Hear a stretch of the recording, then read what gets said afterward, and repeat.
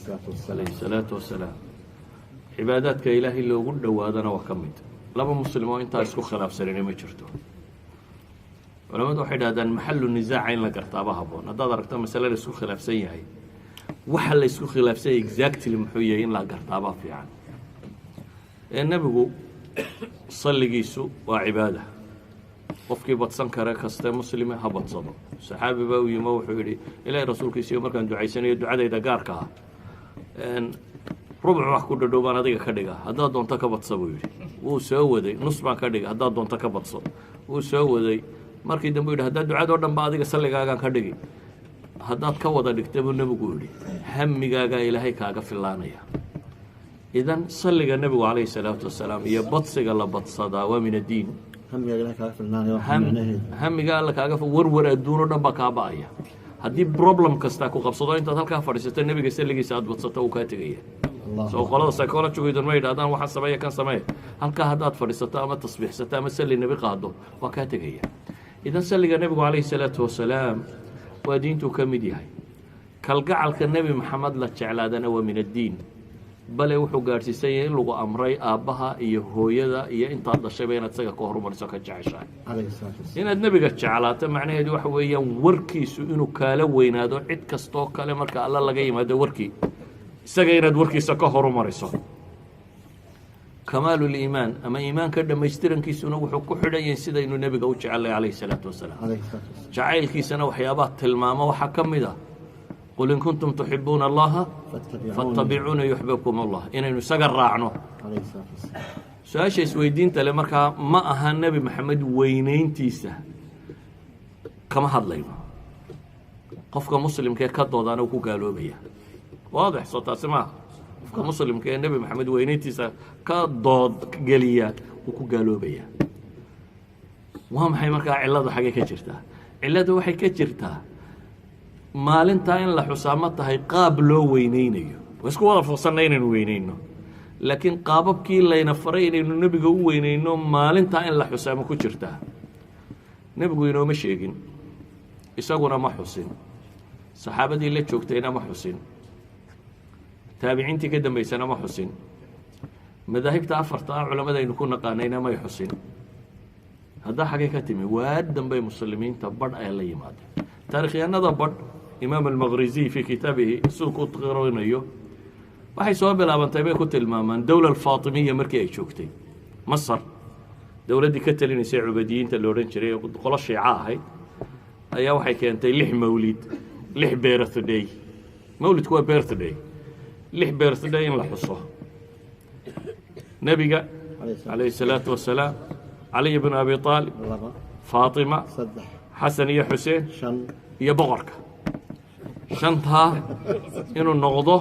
waxa la xusaya lixdaa inuu noqdo waxa la xusaya dawladdii shiicada ahayd baa la riday markii la riday nimankii meesha qabsaday waxay dhahay war shanta shiicadana inaga tuuro nebigana iska xusno shantiina way ka tageen kanna way xuseen culammada wakhtigaa wixii ka dambaysay waxay isweydiiyaan war mas'aladani ma ka mid tahay wixii diintu inoo sheegaysa mise kama mid aha culamada badh waxay yidhahdeen war dhibi kuma jirto haddii nebiga la xuso waa kaasi culamo badanina waxay leeyihin war ruuxani ma soo gara laakiin anigu hal kalaan kuu sheegayaa waxaasoo dhan ka baxsan haddaad maqasho mas'alada nebigu ma samaynin ama saxaabadii ma samaynin kama samaynin su-aal baan ku weydiinaya nebi maxamed siduu alle u caabuday si ka badan miyaad u caabudi karaysaa maalintaad intii nebi maxamed uu sameeyey dhammayso aan isugu nimaadna bidaca markaa socaynkaa maaha maalintaad intii nebi maxamed ka adkaato aan isweydiinna waxaa soo hadhay ma bannaanta mise ma bannaana laakiin intiiba haddaanad haynin waxba bidaca ka warramay idan nebi maxamed maalin ha u yeeline maalin walba ku salli inaad sanadkii maalin sugto oo tidhaahdo maalintaasaan ku sallinaya maalinta tan dhan kale markaynu ka eegno ma la garanayaa maalintuu exactil nebiga ku dhashay taariikhdii carbeed ee hore waxay u dhigantahay sidii taariikhdii soomaalida soomaalidu baadiya ku dhalataa siday u calaamadsan jireen laba wax bay calaamadsan jireen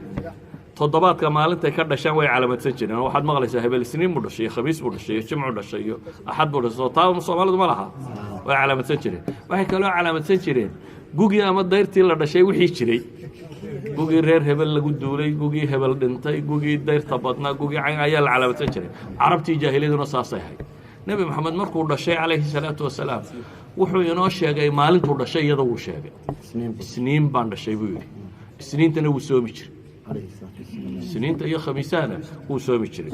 markaa wuu sheegay inuu isniin dhashay sanadkuu dhashiyo bishuu dhashay cidima garanaysaa sanadkii waxaa la yidhi sanadkii maroodigu maka ku soo duulay buu ku beegnaa marka waa sanadkii maroodiga markaa taariikhda la raadinaya war sanadkaasi halkuu kaga beegnaayo halkaasuu ku beegnaayo halkaasuu sanadkii maroodigaa ugu dhashay ayay culammadu yidhahdeen bisha ma la garanayaa waxay yidhahdaan waxaa loo filaya inay tahay bisha rabiicul awal ahay maalintana isniinta rabiicul awal